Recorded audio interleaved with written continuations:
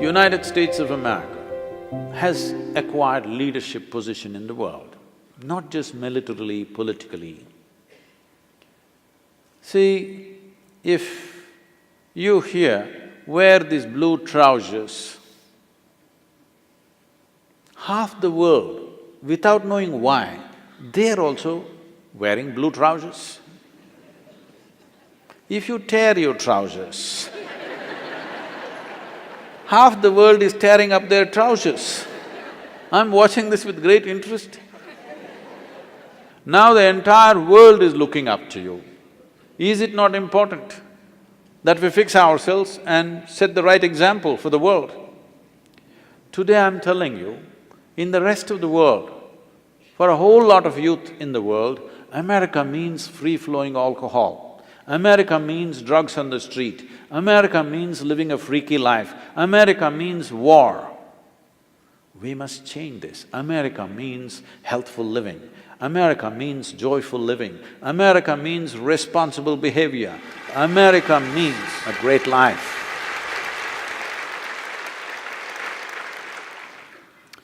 Participating in the democratic process is not politics. It is the fundamental responsibility of being citizens of a nation. Democracy means, in Indian languages, in Tamil for example, it is called Jananayakam. That means it's the leadership of the people. Well, in this country, they have told you of the people, by the people, whatever. Yes, it is leadership of the people. We are not electing one person. We are asking one person to represent us, yes? Now, the world is in a unique situation. That is, there was a time, we've developed this mentality, which I see everywhere in this country. We've developed this mentality probably in 60s and 70s during the Cold War period, that we must be suspicious about everybody, we must dominate everybody, we must control everybody. You are living in the past. Those days are over. We need a leadership. We need a leadership which thinks for the future, not which thinks from the graveyards of past. There was a time when there were two big guns on the planet, both super suspicious of each other, who is going to shoot first? Now one is a broken gun. This is the time. This is the time to take the world to a visionary new way of living. You ask any human being on the planet, what do they want? That's what everybody wants. Everybody wants well-being, everybody wants opportunity. Nobody wants war, nobody wants poverty, nobody wants exploitation.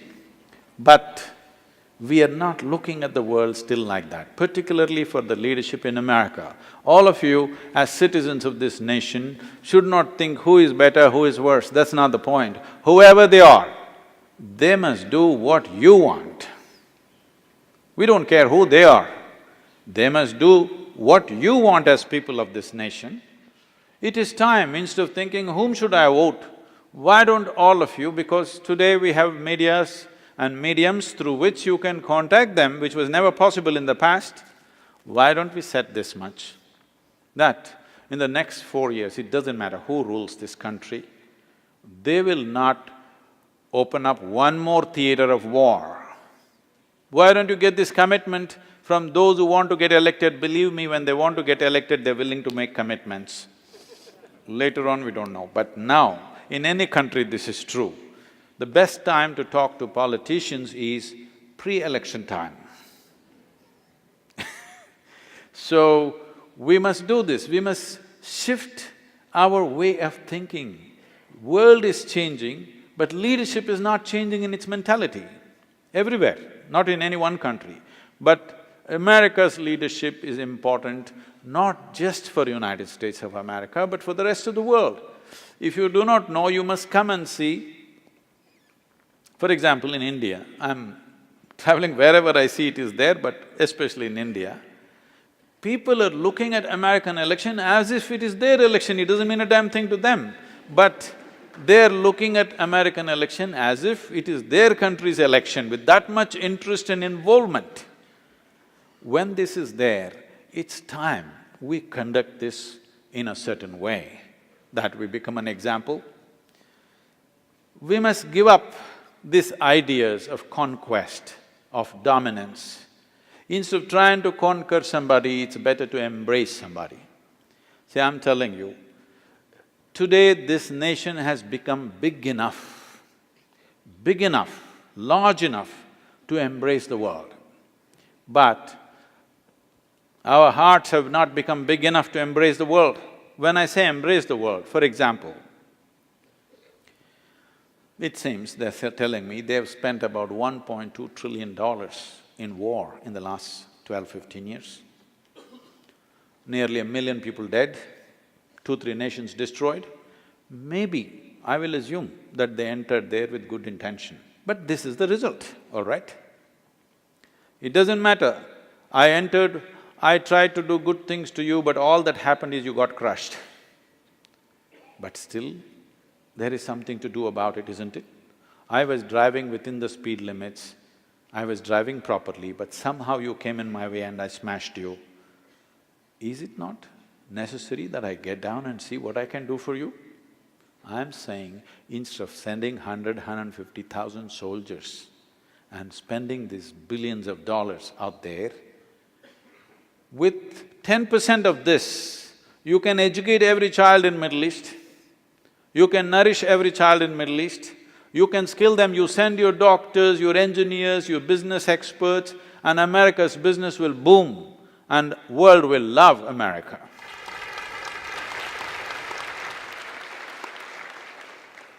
Just look at this. Suppose United States of America takes up every child's education, not just in Middle East, in every other country where they're not able to do it. Because it costs nothing, I'm telling you. If you spend $10 a month, you can nourish a child. You understand? You don't… that drone, that missile, that bomb is costing you billions, isn't it? Instead of that, you can make the world yours. You can make somebody yours either by sitting on their head or just including them, isn't it? See, never before this was possible. This is unique times because today one nation is in this position where they can do this. They have the necessary economy, necessary strength. Military usage can come down to 2% of what it is and just use it only extremely selectively where it is impossible to fix things. But everything else can be fixed. It is important that America moves from trying to dominate the world to include the world. If you educated half the children around the world, you could pick the best. You could pick the best and ask them to come into your country. You're fearing something that you don't have to fear. You're losing a tremendous opportunity when you're sitting on a platform of leadership. Instead of exercising it in a sensible manner, you're earning the hate of all the people on the planet. People are looking at you as exploiters. Why don't they look at you as educators? Why don't they look at you as people who skill them rather than who will kill them? You must skill the world. If you skill the world, you will have opportunities. American business has tremendous opportunities if they go out, along with the US government, to do things. You can spend 10% of the money that you're spending on the military and do things in the world where the world will become yours out of love, out of involvement, out of gratitude, not by conquest, because by conquest it's not going to work. Well, we have understood that it doesn't matter what you do, one nutcase with a nuclear bomb can do things to you. Instead of living in fear, we can live with earning people's gratitude and love. It's very much possible. This is not some naive idea. I'm saying it in a simplistic way. I have thought through this, I have written documents on this, how this could be done. It's just that in some places there is mistrust. You can leave it for some time, Take those countries which are good and say, America is willing to educate every child, nourish every child on the planet who needs it. Believe me, in 5–10 years, entire world will be looking up to America. This is what you must ask out of your leadership. Who is willing to do it?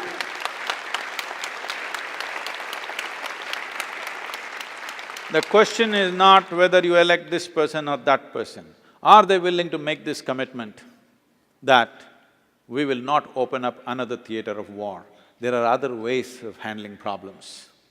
Because even if you enter with your weaponry, with good intentions, the result that happens is neither good for you nor for anybody, it's just going on.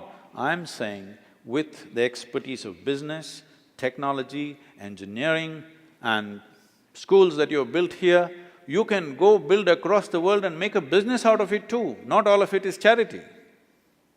You don't have to give it away. Business today does not mean that I spend $10, I must get $15 or $20 next month.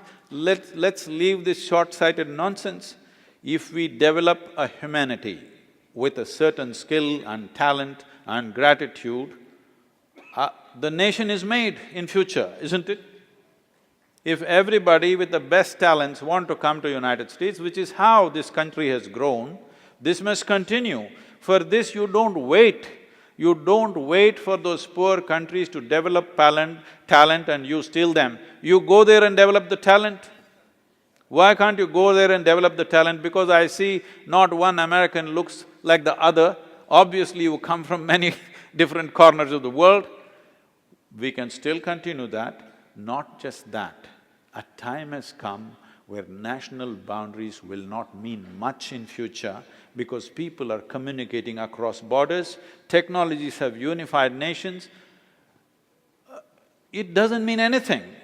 The boundaries that we built in the past does not mean anything. I want you to understand this. At one time when kings were ruling these different little countries, they always built big fortresses.